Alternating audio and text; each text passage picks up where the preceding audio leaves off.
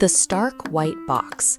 For decades, this image has been accepted as the absolute baseline of early modernist architecture. But the pure white aesthetic so closely associated with Le Corbusier and his contemporaries was largely a byproduct of early 20th century media. Early black and white film stocks possessed a severe flattening effect. When photographers captured these new buildings, the film compressed subtle surface colors into high-contrast monochrome. You can see this effect in the historical photographs of Maison La Roche in Paris. For generations, this building has served as the globally recognized case study for the modernist movement. If you look at these archival photos, the house appears to be a clinical, unpainted volume. But the architect's actual design intent was different. The global architectural community has spent the better part of a century studying and imitating a phantom aesthetic.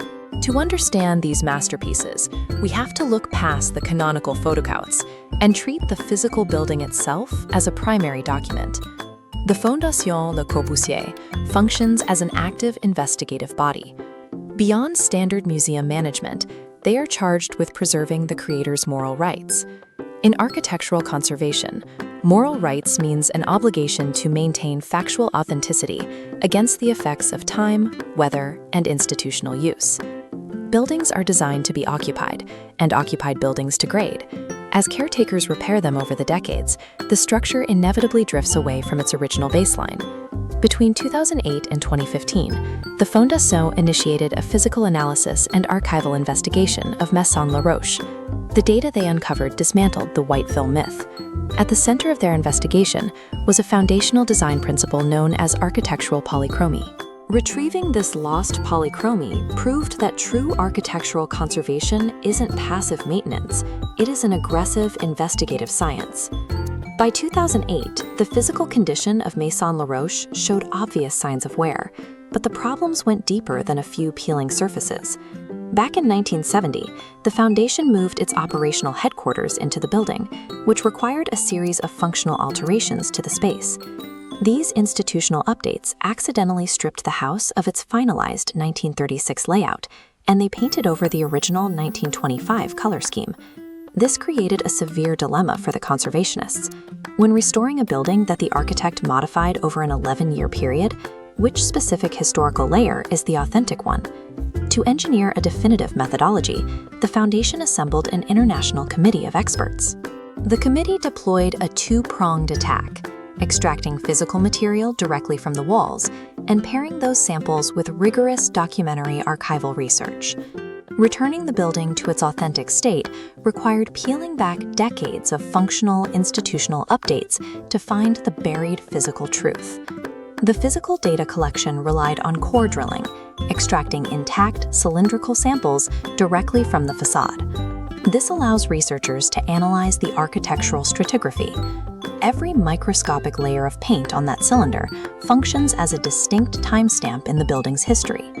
The thickest, topmost layers of the core sample represent the bright white paint applied during the 1970 institutional renovations. Moving deeper into the strata, we pass through the intermediate modifications and subtle color shifts made by Le Corbusier up until 1936. And at the absolute base of the core sample, dating back to the original construction in 1925, the layer is not white. Chemical analysis identified this 1925 exterior finish as an Autel stone tone. The specific binding agents and pigment densities proved this warm tone was a deliberate architectural finish, rather than white paint that had simply faded. This physical evidence stood in opposition to the decades of academic assumptions built on the black and white photographic record. The findings triggered pushback from traditionalists. The idea that the iconic stark white facade was a modern invention was difficult for many in the field to accept. But the data held up, giving the Restoration Committee the exact chemical target they needed for their master plan.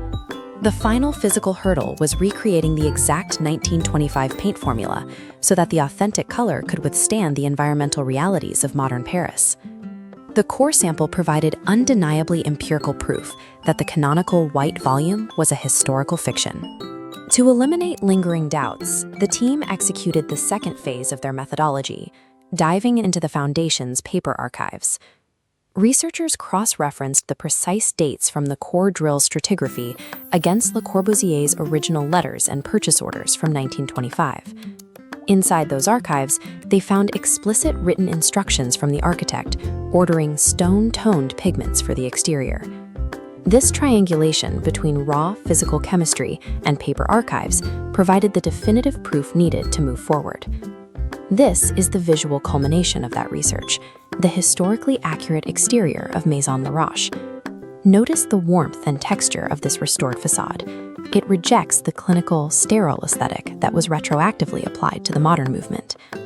Because of this stone-toned finish, the building dynamically shifts in hue as daylight sweeps across its curved volumes. The physical structure and the paper archive functioned as a necessary feedback loop, triangulating to prove the architect's authentic design intent. Why does a warm stone exterior tone matter to the history of modern architecture? When we bring the analysis indoors, we see that this retrieved polychromy dictates the entire interior spatial experience. Le Corbusier utilized color structurally. He deployed specific tones to force walls to recede, to highlight overlapping volumes, and to clearly define the circulation paths for the user. His concept of the promenade architecturale, the choreographed journey through a building, relies on these intentional color shifts to guide the eye. We don't have to guess how much he valued this. In his 1926 almanac, Le Corbusier wrote, "Left totally white, the house would just be a pot of cream." Ignoring this polychromy and defaulting to pure white breaks the spatial logic of his 5 points for a new architecture. The 2008 to 2015 restoration of Maison La Roche successfully aligned the physical structure with its creator's complex vision. The building was returned to its functional 1936 spatial layout, while finally being imbued with its true 1925 visual spirit. This process redefines the nature of heritage conservation. It isn't about freezing a decaying building in a static archaeological moment. Instead, the building is treated as a living archive. Ongoing physical restoration continuously updates our historical knowledge. For historians, this means the discipline must be willing to rewrite the canon of the modern movement as new forensic data emerges from the walls themselves. An architectural masterpiece is never truly finished. It demands constant, rigorous investigation to reveal its original brilliance.